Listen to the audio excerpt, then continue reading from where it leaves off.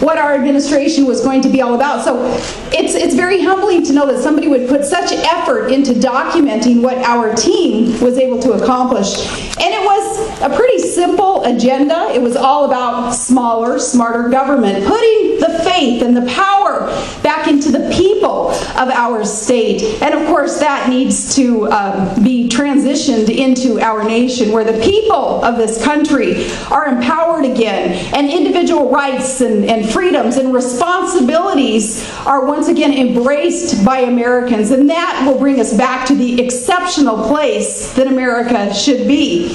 But humbling to know that someone has put such effort into documenting my team's efforts, but even more than that, at the same time as acknowledging what this has documented for me personally, is just the realization that it's not about me. The movie's not about me. It's about America's values. It's about work ethic that you, here in Iowa, you all embrace. That work ethic. This film really illustrates a people's desire to be involved in the greatest government in our world's history, wanting to be involved for the right reasons.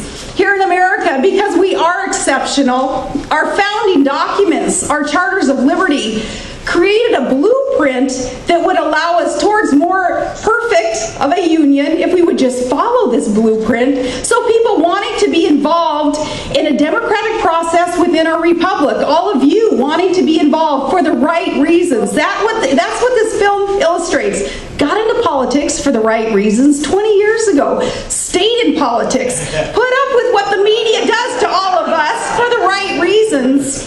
And it's to protect our Constitution. And it's to protect the opportunities that we have here in America that have made us so exceptional and can continue to allow us to be an exceptional nation.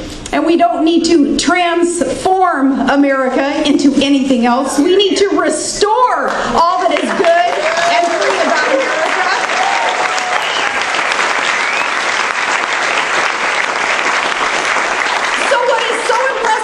About this film is how that is illustrated. Not Sarah Palin, not even my record, but the values that are embraced, held by so many good, patriotic, hardworking Americans who understand freedom, who understand how important it is to fight for freedom, for the opportunities that God has given us here. We're not going to squander it. We're not going to blow it. We're going to we're going to go down and fight. If we go down, we're going to go down and fight.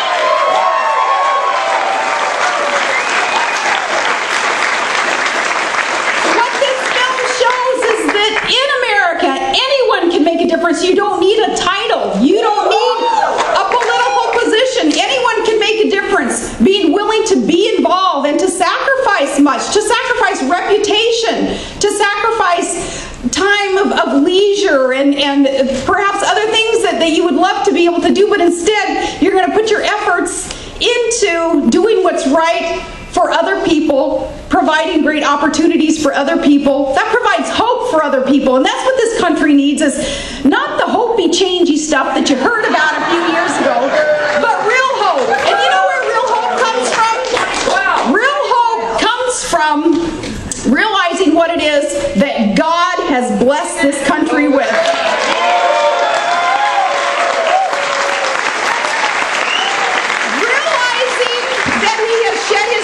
On me, realizing what he has provided this country and then doing something about it. What he has provided America, we have the natural resources, we have the farmlands, we have the oil, we have the natural gas and the coal. We have the resources to be self-sufficient. We don't have to rely on Saudi Arabia, on Venezuela, on Qatar. We don't have to rely on these foreign countries to produce for America. We don't have to be subsidizing drilling in Brazil.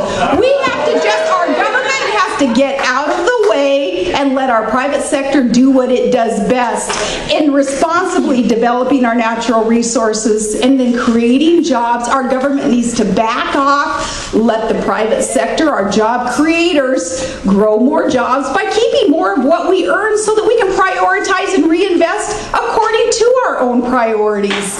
What God has provided us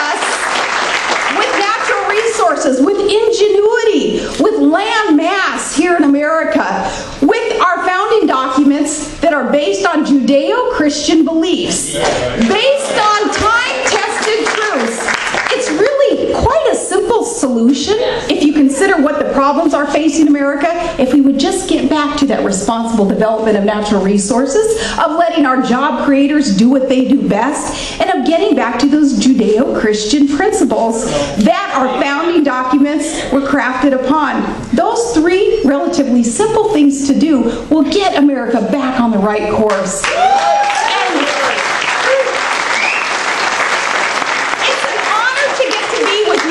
Today, for Todd and for me and for my friends to get to be with you all today in a place that gets it. You guys understand that work ethic, that patriotism, those wonderful things about America that maybe some others in the land, certainly in our national government, our federal government, need to understand a bit more of. You can help them share that message. Hopefully this film will help share that message, not about me, but about the values of America that make us exceptional.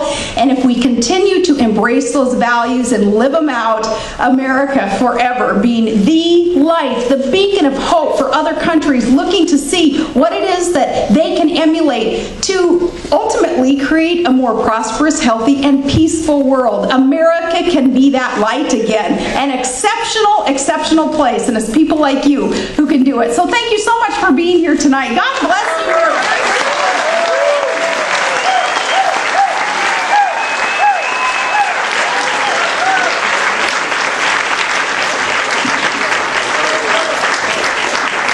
Governor, thank you so much for the honor and privilege of making this film. I just want to introduce a few cast members: Kristen Cole, Sonny Johnson, Tammy Bruce, and our own Andrew Breitbart. Andrew, I think you want to say a few words? Well, I was off to the side crying because this movie is about vindication, period. Yeah. This is about a woman who I've never seen anything like it. I've never seen attacks like this on an average American, well, other than what the same forces did against the Tea Party. This is an existential crisis that this country is facing. We, the people, have finally stood up. And from 2009 through 2010, 2 years, the American people and Sarah Palin stood up to the elite. The elite represented the Democratic Party, the institutional left, the mainstream media, and yes, the establishment Republican Party. And the election in 2010 was a vindication of the Tea Party. This movie is a vindication of Sarah Palin. I don't know if you realized what happened with me 3 weeks ago, but there was a vindication. We went up against the same forces that were willing to lie to state that I was the hacker of Congressman Weiner. There's vindication. There's vindication in the air because people like Sarah Palin are teaching the rest of the country, and hopefully many in the political class who share our values but are eunuchs, that they can stand up to the media beast and say, to hell with you. If you're not going to tell the truth, we're going to create a media of our own, for our own. And that is what's happening right now. This is an existential crisis on so many levels. The media understands that we were victorious in 2010 and we are a juggernaut moving into 2012. So you can either report the truth or we can, I don't know, barrel through you, and you're going to be on the unemployment line like so many other Americans unfortunately are. Thank you very much.